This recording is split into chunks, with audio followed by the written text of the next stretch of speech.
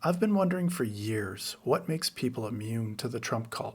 Why can people like me see so clearly what Trump is, and yet 30 million Americans have fallen under his spell? So I decided to do some research on cults again and try to find out why certain people are immune to the Trump cult and immune to propaganda. Right now, about 70% of Americans reject Trump, while the other 30% still follow him blindly. There's a psychological reason for that. Here are the 4 psychological reasons certain people are immune to the Trump cult. 1. Education and exposure. The largest group of people who are immune got there through education and exposure to people who are not like them. When you're educated, you learn how to evaluate evidence. You learn the scientific method. You learn how to spot logical fallacies. You learn from other experts how to solve problems using facts, science, and peer-reviewed studies.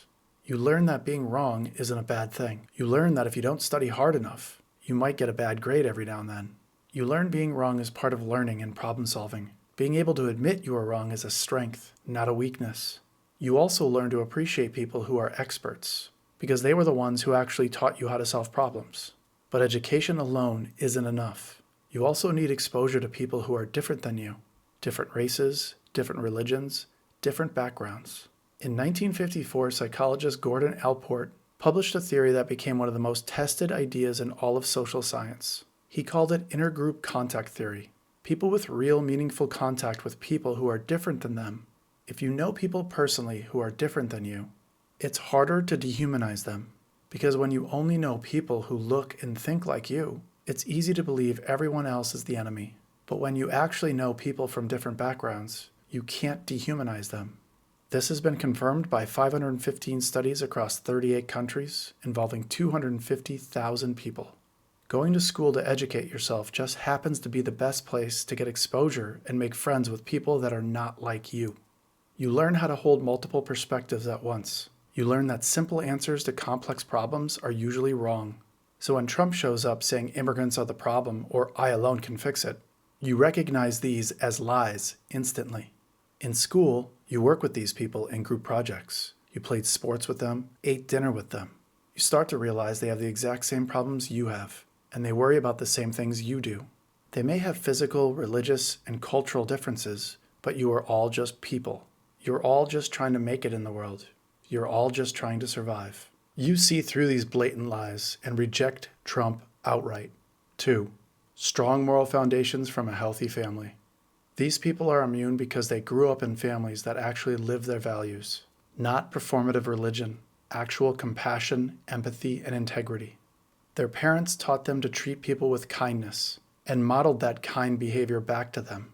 Research on moral development shows that children raised with warmth and consistency develop a hardwired internal moral compass.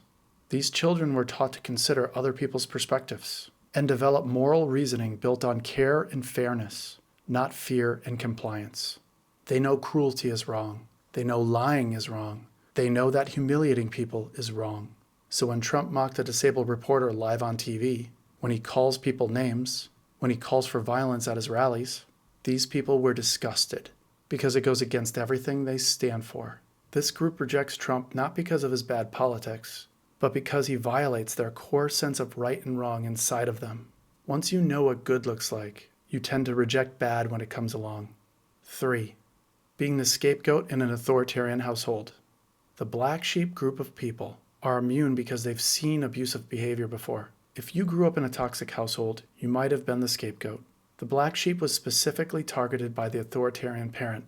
You were the one deemed by the authoritarian parent as always being wrong, always the one that was too sensitive, always the problem.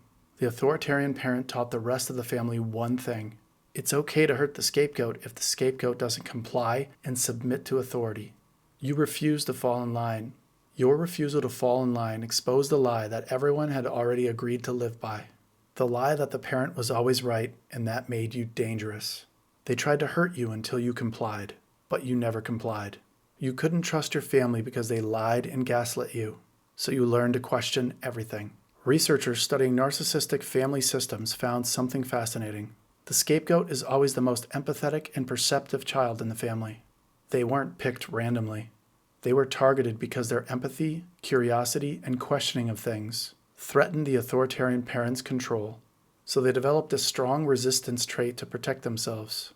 Psychologists call it hypervigilance. Their brain is constantly scanning for threats and manipulation.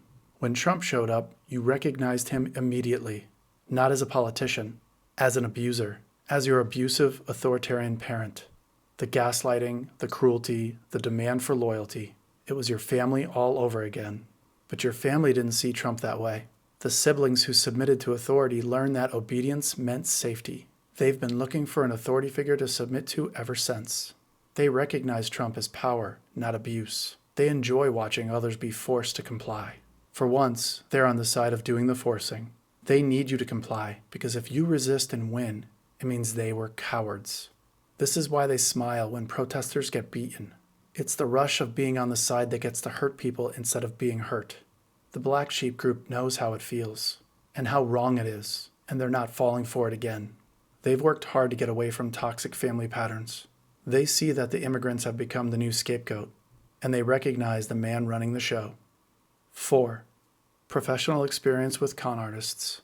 Some people are immune because they've dealt with con artists before. If you've built businesses, negotiated deals, or worked in sales, you've seen every manipulation tactic in the book. You know what it looks like when someone overpromises and underdelivers. When someone blames everyone else for their mistakes. When someone takes credit for other people's work. Researchers at the University of Twente studied thousands of people who encountered fraud and survived it. The number one strategy used by people who avoid being conned was simple. They recognized the pattern. So when Trump showed up, claiming to be a brilliant businessman while bankrupting casinos, promising to make America great again while outsourcing his own products to China, saying he'd hire the best people while surrounding himself with losers. You saw right through it immediately, because you've dealt with scam artists before.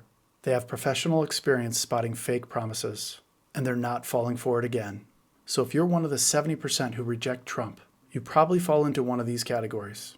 You're not crazy. You learned how to learn. You learned how to evaluate evidence. You've had exposure to diverse groups of people in your life, and you recognize abusive patterns when you see them.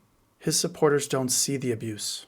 They see his actions as an authoritarian parent, whose power they can't wait to submit to. The difference is you've been taught to think critically, and all they know how to do is obey.